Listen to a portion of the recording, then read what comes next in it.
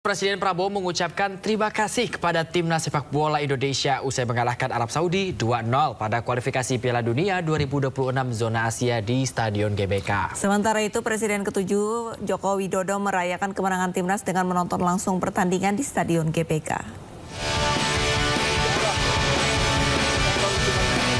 Presiden Prabowo mengucapkan terima kasih kepada timnas sepak bola Indonesia usai mengalahkan Arab Saudi 2-0 pada kualifikasi Piala Dunia 2026 zona Asia di Stadion GBK. Prabowo mengaku tetap menyempatkan diri menonton pertandingan timnas Indonesia melawan Arab Saudi di tengah padatnya jadwal kunjungan ke luar negeri.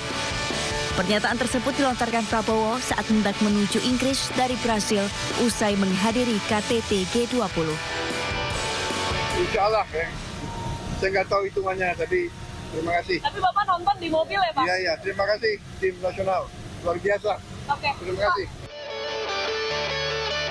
Sementara Presiden ke-7 Republik Indonesia Jokowi ikut merayakan kemenangan timnas melawan Arab Saudi dengan menonton langsung pertandingan yang digelar di Stadion GBK Selasa kemarin.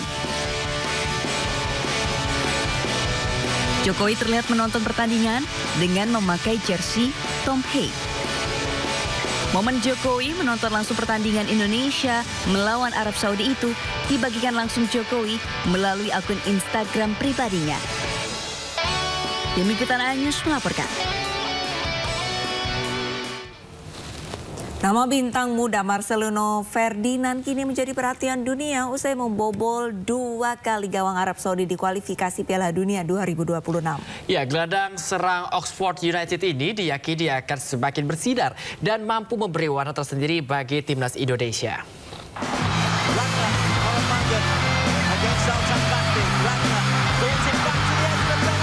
Marcelino Ferdinand tampil luar biasa sehingga didownload sebagai man of the match dalam pertandingan krusial antara timnas Indonesia melawan Arab Saudi. Dengan memborong 2 gol kemenangan, dia membawa Garuda meraih kemenangan pertama di grup C putaran ketiga kualifikasi Piala Dunia 2026 zona Asia dengan skor 2-0.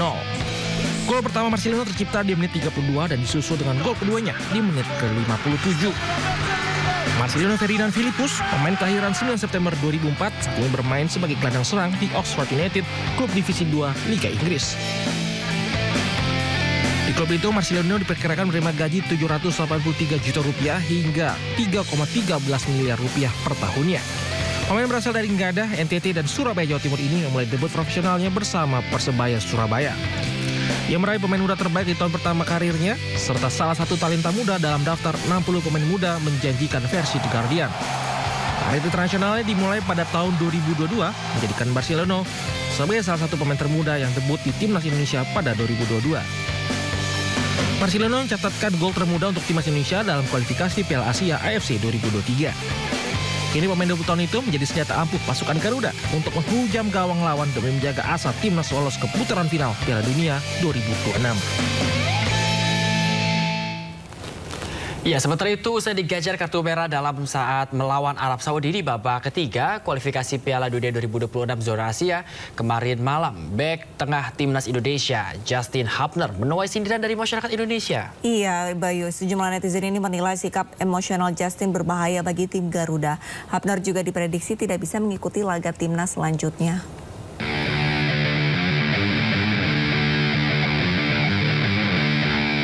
Timnas Indonesia sukses meraih kemenangan di babak ketiga kualifikasi Piala Dunia 2026 zona Asia usai menggasak Arab Saudi dengan skor 2-0 pada match day ke-6 grup C.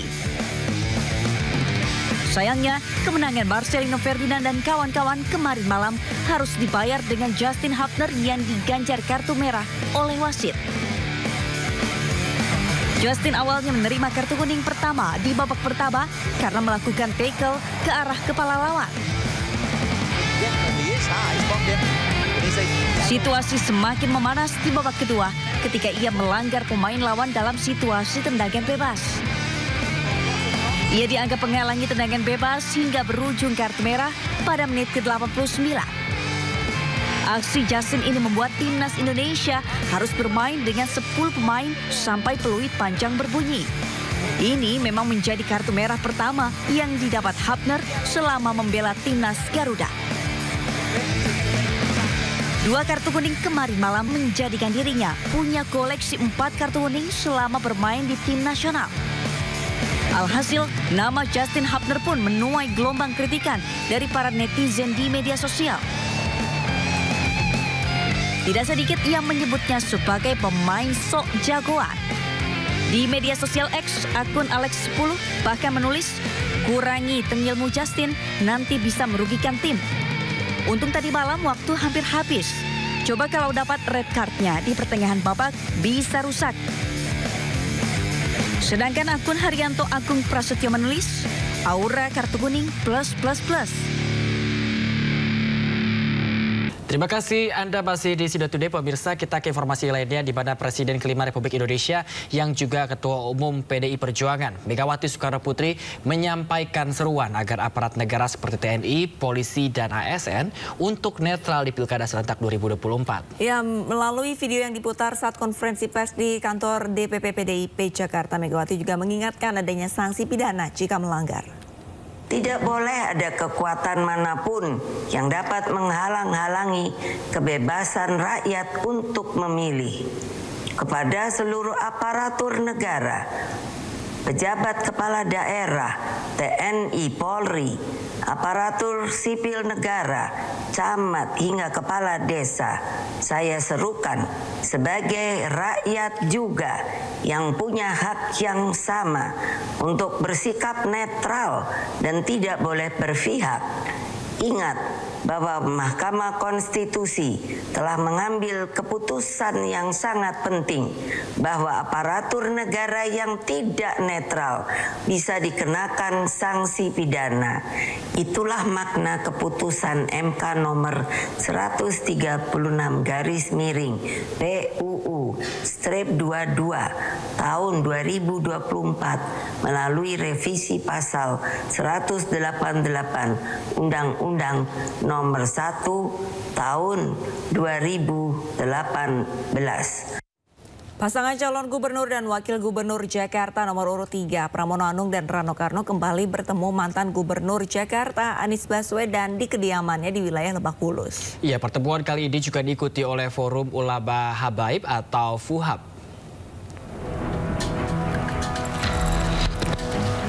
Pramono Anung dan Rano Karno tiba di kediaman Anies Baswedan di kawasan Lebak Bulus, Jakarta Selatan Rabu pagi. Pramono dan Rano kemudian langsung masuk ke rumah dan disambut hangat Anies Baswedan. Pramono dan Rano berterima kasih telah mendapat kesempatan bersilaturahmi dengan para ulama. Sementara itu Anies menjelaskan tujuan pertemuan tersebut untuk berjuang bagi warga Jakarta. Terlihat Pramono, Rano, Anies serta para ulama yang hadir berpose 3 jari yang identik dengan nomor urut pasangan Pramono Rano dalam Pilgub Jakarta.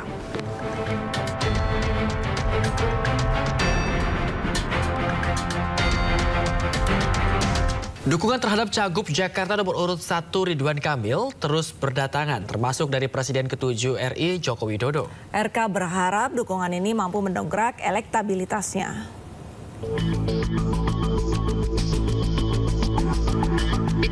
Presiden ke-7 RI Joko Widodo bertemu dengan calon gubernur Jakarta nomor urut 1 Ridwan Kamil. Keduanya menghadiri acara pengukuhan Ketua Wilayah Perkumpulan Keluarga Besar Putra Jawa Keturunan Sumatera atau Pujakusuma DKI Jakarta.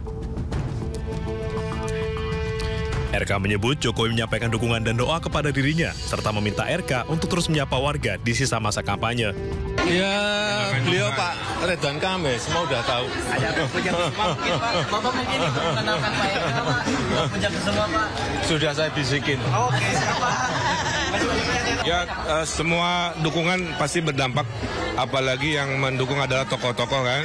Tokoh-tokoh ini kan punya pengikut, punya pengagum. Mudah-mudahan kalau tokohnya mendukung, pengikut-pengagumnya juga mendukung. Dukungan juga datang dari relawan Pandawa 5, binaan Luhut Binsar Panjaitan. Relawan ini berkomitmen untuk memenangkan pasangan RK Suswono, terutama di wilayah Jakarta Timur. Di hari yang sama, RK juga menghadiri acara konsolidasi dan istighosah P3 di kantor DPW P3 Jakarta. Dalam konsolidasi ini, RK mengajak P3 bangkit usai pemilu 2024 dan bergerak memenangkan pasangan RK Suswono di Pilkada Jakarta. RK juga berjanji akan membantu P3 meraih kembali kejayaan mereka di Jakarta jika terpilih menjadi gubernur. Dari Jakarta, Tim Liputan iNews melaporkan. Calon Gubernur Jakarta nomor urut 2 Dharma Pongrekun menyapa warga di sisa waktu masa kampanye Pilkada 2024. Iya, Dharma juga sempat menyindir paslon lain yang meminta dukungan dari sejumlah tokoh di akhir-akhir masa kampanye.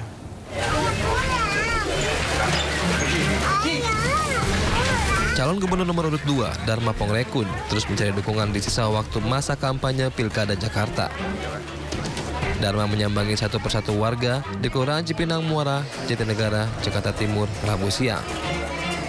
Dharma menyampaikan visi dan misinya langsung ke warga dengan harapan warga Jakarta bisa menentukan pilihan tanpa rasa takut dan iming-iming dari sejumlah pihak.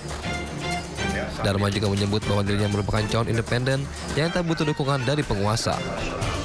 Ya, kami di sisa waktu 7 hari ini memanfaatkan komunikasi secara batin dengan warga dan meminta kepada warga untuk jangan sia-siakan kesempatan 7 hari ini, karena kalau salah dalam menentukan keputusan maka menyesal kemudian tidak ada gunanya. Keputusan warga ini adalah keputusan yang terbaik berdasarkan hati nurani, bukan karena iming-iming, bukan karena ditekan-tekan atau ditakut-takuti. Jangan takut, ada Tuhan. Jangan takut dengan siapapun juga. Sebelumnya di akhir masa kampanye Pilkada Jakarta, masing-masing calon terus mencari dukungan dari orang berpengaruh di tanah air. Bahkan Presiden ke-7 RI Joko Widodo turun langsung untuk mengkampanyekan salah satu paslon. Dari Jakarta, Rio Manik, iNews melaporkan. Debat ketiga pemilihan Gubernur Jawa Tengah digelar pada Rabu malam dengan menghadirkan kedua paslon, yaitu Andika Perkasa Hendar Prihadi dan Ahmad Lutfi Taj Yasin. Dan dalam debat tersebut, Ahmad Lutfi menjawab pertanyaan terkait menghadapi bonus demografi dan lapangan pekerjaan di Jawa Tengah. Menanggapi anggapan Andika Perkasa dalam pertanyaan tersebut, Ahmad Lutfi menyebut jika SDM masyarakat Jawa Tengah tidak memenuhi kualifikasi yang dibutuhkan perusahaan, maka lapangan pekerjaan yang ada tidak dapat menyerap tenaga kerja. Baik, terima kasih Saudara Moderator. Ketenaga kerjaan memang menjadi PR kita bersama. Tentu yang paling utama adalah bagaimana pendidikan kita dapat kerja. Oleh karena itu, apabila saya dengan Gus Yassin nanti terpilih, saya pastikan bahwa kurikulum pendidikan kita harus mendekatkan kepada kesempatan kerja. Sehingga lulus sekolah dapat kerja. Itu yang pertama. Oleh karena itu, yang tidak kalah pentingnya, untuk UMKM juga kita tingkatkan. Kita tahu UMKM kita yang mikro, kita dampingi permodalannya. Setelah kita dampingi permodalannya, kita dampingi penjualannya. Sehingga UMKM mikro kita bisa naik kelas menjadi UMKM kecil dan menengah. Dan juga hasil serapan tani bagi para buruh-buruh tani kita. Kita punya namanya jam krida, kita punya namanya datang berdikari, di mana dua hal ini yang bisa mengangkat daripada petani kita terkait gagal panen, terkait dengan bagaimana stabilisasi harga kita lakukan. Ini semua untuk menjamin bahwa buruh kita akan mampu mengangkat ekonomi. Dalam hal ini Jawa Tengah, bagaimanapun juga ini ada keterkaitan. Jawa Tengah adalah merupakan lumbung pangan nasional sebagaimana RPJM kita. Terima kasih. Apabila dalam 5 tahun ke depan kita tidak bisa mengurangi jumlah pengangguran dan masalah ketenaga kerjaan, maka ini akan justru menjadi beban bagi pemerintah provinsi maupun kabupaten kota. Saya mengusulkan kita juga perlu memberikan insentif khususnya kepada usaha-usaha yang menyerap tenaga kerja, sedemikian rupa sehingga mereka punya ruang fiskal maupun anggaran untuk justru melakukan ekspansi. Kalau kita kurangi beban-beban mereka, baik yang sifatnya pajak, retribusi, kita bantu dalam hal perizinan, maka kita berharap akan semakin banyak usaha-usaha yang kemudian tumbuh, kemudian hadir, sehingga menyerap tenaga kerja. Kita berharap semakin banyak usaha yang hadir di Jawa Tengah ini justru mereka menyerap tenaga kerja, termasuk menghadirkan juga usaha-usaha mikro, kecil, dan menengah yang juga bisa membantu menyerap tenaga kerja. KPU Kabupaten Semarang menggelar debat calon bupati dan wakil bupati Semarang. Ya, dalam debat ini kedua pasangan calon bupati dan wakil bupati saling beradu gagasan untuk menarik simpati warga.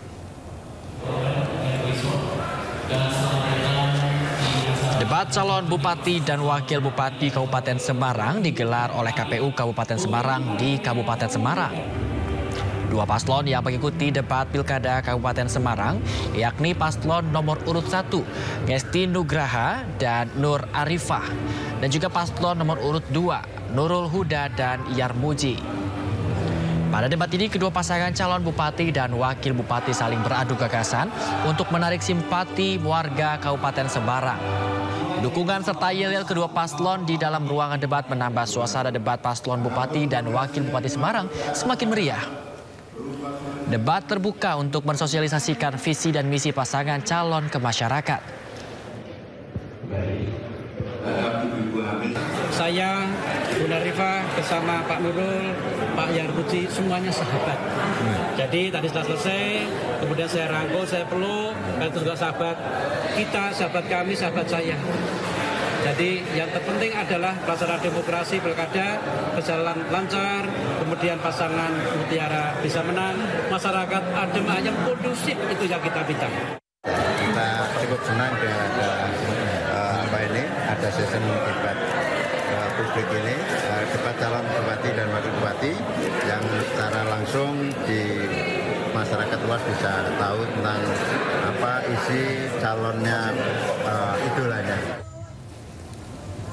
Di Kabupaten Tangerang, Banten, pemaparan visi misi saat kampanye digelar pasangan calon Bupati Tangerang nomor urut 2, Maisyal Rashid Intan Nurul Hikmah, yang digelar di lapangan Lugano Park Citra Raya. Beberapa program juga disampaikan di hadapan para pendukung, diantaranya sekolah gratis hingga mobil ambulans gratis tiap desa. Kampanye yang digelar bersama pasangan calon Gubernur Banten, Andra Soni Dimyati ini dipadati warga. Pilkada Kabupaten Tangerang diikuti 3 pasangan calon yang akan memperebutkan suara pemilih.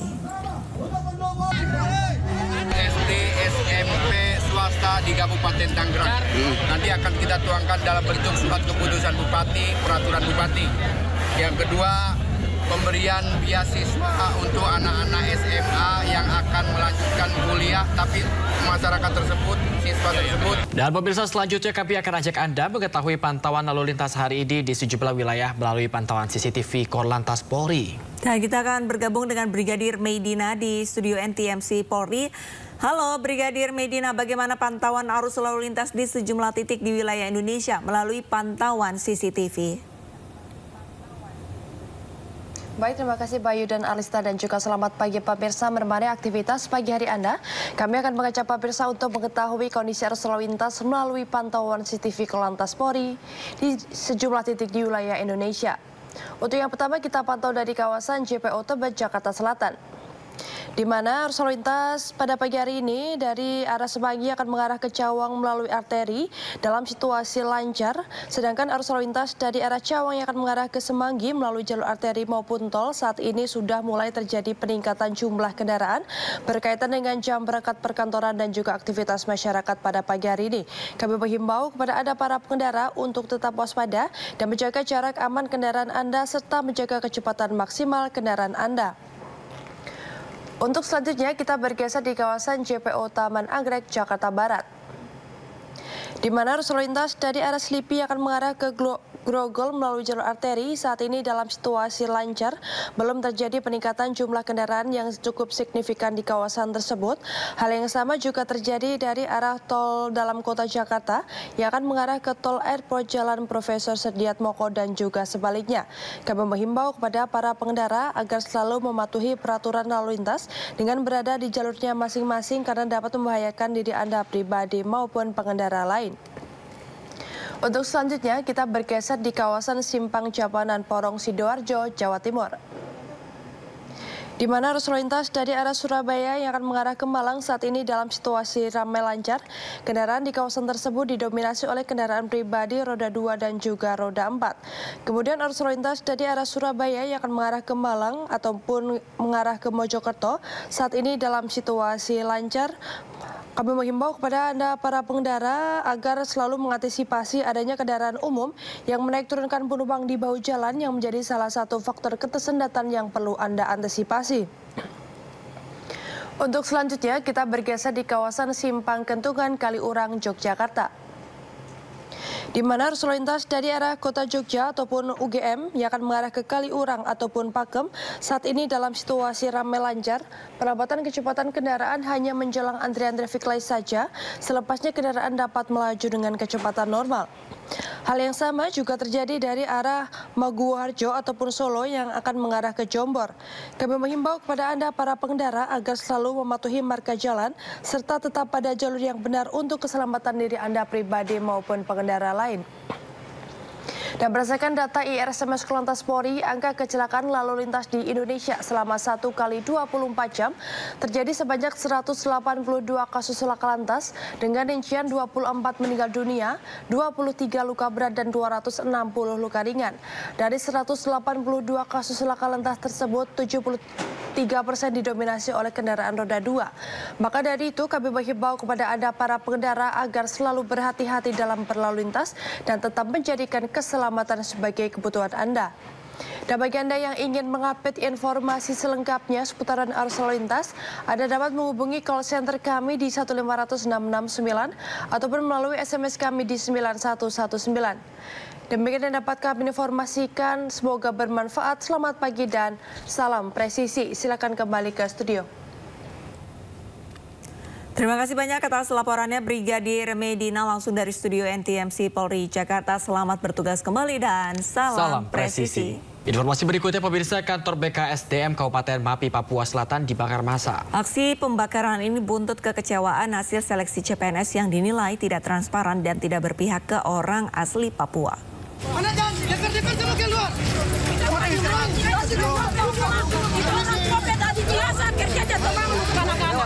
Kantor BKSDM Kabupaten Mapi, Papua Selatan dirusak dan dibakar massa. Aparat TNI Polri yang berada di lokasi tidak mampu membendung kemarahan massa. Sebelum membakar kantor BKSDM, massa juga melakukan pengerusakan kantor DPRD Mapi dan fasilitas taman serta videotron yang berdekatan.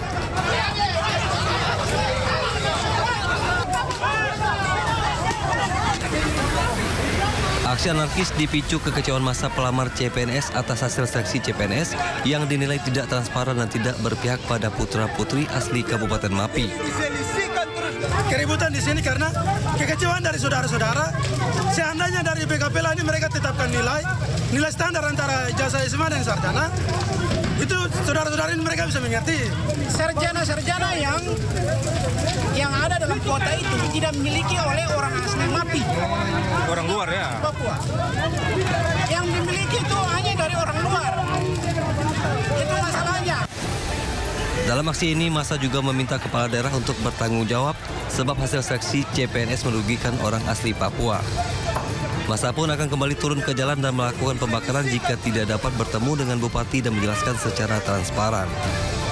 Dari Kabupaten Mapi, Papua Selatan, Muhammad Syahril Muslimin, Ainus melaporkan. Pemirsa, antisipasi libur panjang Natal dan Tahun Baru, Wakil Menteri Pekerjaan Umum Diana Kusumastuti sambangi res area tol Cikopo Palimanan. Iya, pada libur Nataru kali ini jumlah kendaraan yang akan keluar dari Jakarta melalui jalan tol sebanyak lebih dari 3 juta unit.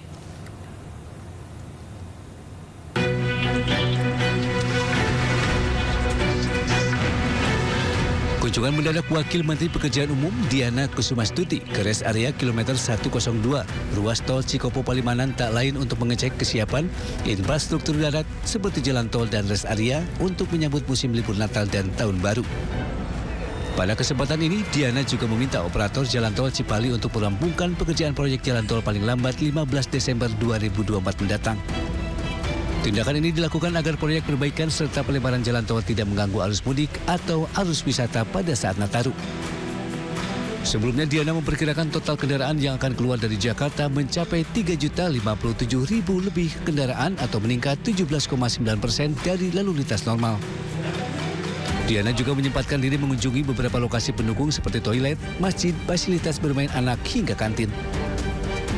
Satu hal yang tadi saya sampaikan, karena ini adalah asra yang sedang melakukan perbaikan sekarang dan juga penyebaran untuk jalan tol. Saya harapkan nanti juga tanggal 15 Desember harus sudah selesai karena jangan sampai mengganggu arus mudik atau arus wisata pada saat Nataru 2024. Dari Jakarta, Tim Liputan iNews melaporkan. Pemirsa, Komisi 3 DPR RI menggelar uji kelayakan dan kepatutan untuk sejumlah calon Dewan Pengawas Komisi Pemberantasan Korupsi. Sebanyak 7 calon dewas KPK telah selesai diuji kelayakan dan kepatutan dengan masing-masing berdurasi 90 menit. Di antaranya Mirwazi, Beni Mamoto, Gus Rizal, dan Wisnu Baroto. Rencananya fit and proper test bagi 3 calon dewas KPK lainnya akan kembali dilanjutkan hari ini pukul 8 pagi. Yaitu Iskandar, Heru, Kresna, Reza, dan Hamdi. DPR nantinya akan memilih 5 orang pimpinan KPK dan 5 orang anggota dewas KPK yang akan menjabat selama 5 tahun ke depan. Dianalisa oleh sebetulnya pelanggaran undang-undang kan menjadi pelapor. Jadi pelapor dia terhadap. Selesai mengikuti KTT G20 di Brazil, Presiden Prabowo Subianto melanjutkan kunjungan kerjanya ke Inggris. Ya, kedatangan Prabowo di Inggris disambut perwakilan kerajaan Inggris.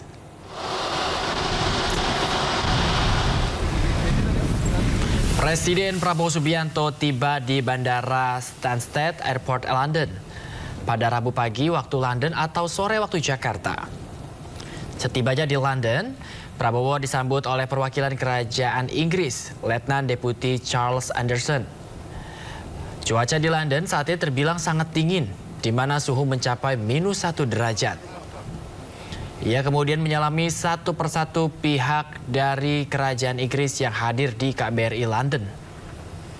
Turut menyambut kehadiran Prabowo di London antaranya Dubes RI di London, Desra Percaya, Dubes Inggris untuk Indonesia, Jeremy Kvoop, KBRI London, Kolonel Faisal Ridwan, serta Wakil Ketua Komisi 1 DPR RI, Budi Satrio Jiwandono. Insya Allah, saya nggak tahu hitungannya, tapi sebelumnya Presiden Prabowo Subianto meninggalkan Brazil sekitar pukul 17.30 Selasa petang didampingi Menteri Luar Negeri Sugiono dan Sekretaris Kabinet Teddy Indrajaya menuju London, Inggris. Presiden akan bertemu Raja Charles III serta Perdana Menteri Inggris Keir Starmer. Turut melepas Presiden Duta Besar Republik Indonesia untuk Brazil Edi Yusuf dan Atase Pertahanan KBRI Brasilia Kolonel Infantri Rizal Ashwam Amanda. Presiden optimis bisa menarik investasi dalam pertemuan bilateral dengan Perdana Menteri Inggris.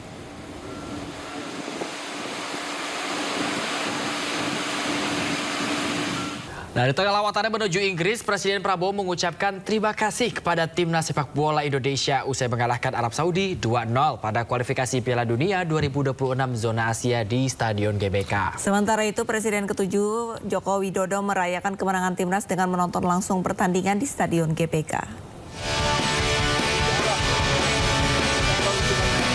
Presiden Prabowo mengucapkan terima kasih kepada timnas sepak bola Indonesia usai mengalahkan Arab Saudi 2-0 pada kualifikasi Piala Dunia 2026 zona Asia di Stadion GBK. Prabowo mengaku tetap menyempatkan diri menonton pertandingan timnas Indonesia melawan Arab Saudi di tengah padatnya jadwal kunjungan ke luar negeri. Pernyataan tersebut dilontarkan Prabowo saat hendak menuju Inggris dari Brasil usai menghadiri KTT G20. Insya Allah, saya nggak tahu hitungannya, tapi terima kasih. Tapi Bapak nonton di mobil ya Pak? Iya, terima kasih tim nasional, luar biasa. Oke. Terima kasih. Sementara Presiden ke-7 Republik Indonesia Jokowi ikut merayakan kemenangan timnas melawan Arab Saudi dengan menonton langsung pertandingan yang digelar di Stadion GBK Selasa kemarin. Jokowi terlihat menonton pertandingan dengan memakai jersey Tom Hague. Momen Jokowi menonton langsung pertandingan Indonesia melawan Arab Saudi itu dibagikan langsung Jokowi melalui akun Instagram pribadinya. Tim Liputan iNews melaporkan. Nama bintang muda Marcelino Ferdinand kini menjadi perhatian dunia usai membobol 2 kali gawang Arab Saudi di kualifikasi Piala Dunia 2026. Ya, gelandang serang Oxford United ini diyakini akan semakin bersinar dan mampu memberi warna tersendiri bagi timnas Indonesia. Ratna Marcelino Ferdinand tampil luar biasa sehingga didownload sebagai man of the match dalam pertandingan krusial antara timnas Indonesia melawan Arab Saudi. Dengan memborong 2 gol kemenangan, dia membawa Garuda meraih kemenangan pertama di grup C putaran ketiga kualifikasi Piala Dunia 2026 zona Asia dengan skor 2-0. Gol pertama Marcelino tercipta di menit 32 dan disusul dengan gol keduanya di menit ke-57. Marcelino Ferdinand Philippus, pemain kelahiran 9 September 2004, saat ini bermain sebagai gelandang serang di Oxford United, klub divisi 2 Liga Inggris. Di klub itu, Marcelino diperkirakan menerima gaji 783 juta rupiah hingga 3,13 miliar rupiah per tahunnya. Pemain berasal dari Ngada, NTT, dan Surabaya, Jawa Timur ini memulai debut profesionalnya bersama Persebaya Surabaya. Ia meraih pemain muda terbaik di tahun pertama karirnya, serta salah satu talenta muda dalam daftar 60 pemain muda menjanjikan versi The Guardian. Karir internasionalnya dimulai pada tahun 2022, menjadikan Marcelino sebagai salah satu pemain termuda yang debut di timnas Indonesia pada 2022. Marcelino mencatatkan gol termuda untuk timnas Indonesia dalam kualifikasi Piala Asia AFC 2023.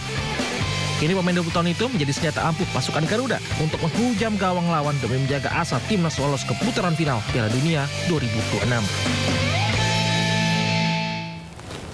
Ya, sementara itu usai digajar kartu merah dalam saat melawan Arab Saudi di babak ketiga kualifikasi Piala Dunia 2026 zona Asia kemarin malam, bek tengah timnas Indonesia Justin Hubner menuai sindiran dari masyarakat Indonesia. Iya, Bayu, sejumlah netizen ini menilai sikap emosional Justin berbahaya bagi tim Garuda. Hubner juga diprediksi tidak bisa mengikuti laga timnas selanjutnya.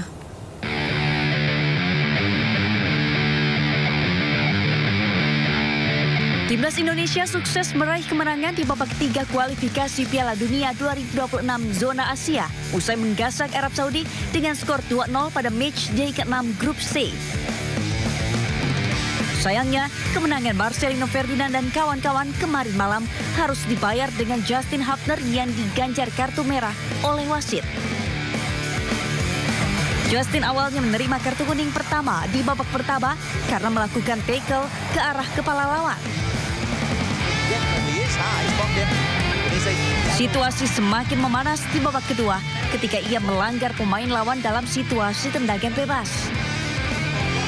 Ia dianggap menghalangi tendangan bebas hingga berujung kartu merah pada menit ke-89. Aksi Justin ini membuat timnas Indonesia harus bermain dengan 10 pemain sampai peluit panjang berbunyi. Ini memang menjadi kartu merah pertama yang didapat Hubner selama membela timnas Garuda. 2 kartu kuning kemarin malam menjadikan dirinya punya koleksi 4 kartu kuning selama bermain di tim nasional. Alhasil, nama Justin Hubner pun menuai gelombang kritikan dari para netizen di media sosial. Tidak sedikit yang menyebutnya sebagai pemain sok jagoan. Di media sosial X, akun Alex10 bahkan menulis, "Kurangi tengilmu Justin, nanti bisa merugikan tim. Untung tadi malam waktu hampir habis. Coba kalau dapat red card-nya di pertengahan babak, bisa rusak." Sedangkan akun Haryanto Agung Prasetyo menulis, "Aura kartu kuning plus plus plus." Ya pemirsa, bagi Anda yang bosan dengan suasana perkotaan, bisa langsung nih mencoba datang ke tempat wisata yang ada di Palangkaraya, Kalimantan Tengah yang diberikan nama Bukit Cinta. Waduh, meskipun Cinta tak selamanya indah ya adek ya, tapi berbeda dengan Cinta yang satu ini, di mana Anda dapat menikmati keindahan matahari terbit pagi hari dari atas bukit, serta menikmati suasana alam dengan udara yang sejuk. Kita lihat bareng-bareng.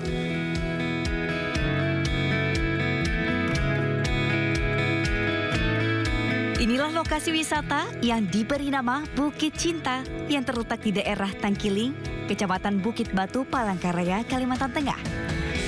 Tempat wisata ini kini menjadi destinasi wisata alam favorit dan populer bagi para wisatawan lokal, terutama di kalangan anak muda. Di tempat ini, para wisatawan dapat menikmati secara langsung keindahan matahari terbit dari atas bukit. Tak hanya itu, para wisatawan bisa leluasa menikmati nuansa alam terbuka yang masih asri sambil bersuah foto dari berbagai lokasi spot foto yang menarik seperti pada balon udara yang dipasang secara permanen. Pengunjung mengaku betah dan nyaman berada di lokasi wisata ini karena tempatnya yang sejuk dan hijau lantaran banyaknya pepohonan sekaligus dapat menikmati pemandangan alam dari atas bukit. Tempatnya enak sih, sejuk, banyak pepohonan kan, hijau, dan juga di sini luas view-nya, bisa melihat daerah-daerah yang jauh karena tinggi kan. Menurut aku enak, adem, terus asri, terus juga hawanya itu enak gitu, nggak yang sumpah kayak gede padat. Wisata Bukit Cinta buka setiap hari sejak pukul 4 pagi hingga pukul 8 malam dengan membayar tiket masuk Rp10.000 hingga Rp20.000. Dan jika menginap, membayar Rp25.000. Untuk sampai ke Bukit Cinta, dari pusat kota Palangkaraya dapat ditempuh dengan perjalanan darat menggunakan kendaraan dengan jarak 34 km. Dari Palangkaraya, Kalimantan Tengah, Ade Sata, A-News melaporkan. Ya, informasi tentang Bukit Cinta tadi sekaligus mengakhiri Sindo Today hari ini pemirsa, tapi tidak mengurangi cinta kita kepada Anda karena Anda bisa mendapatkan informasi terkini dan terbaru melalui portal yang menghadirkan berita daerah, berita nasional dan berita internasional lengkap di sindojus.com.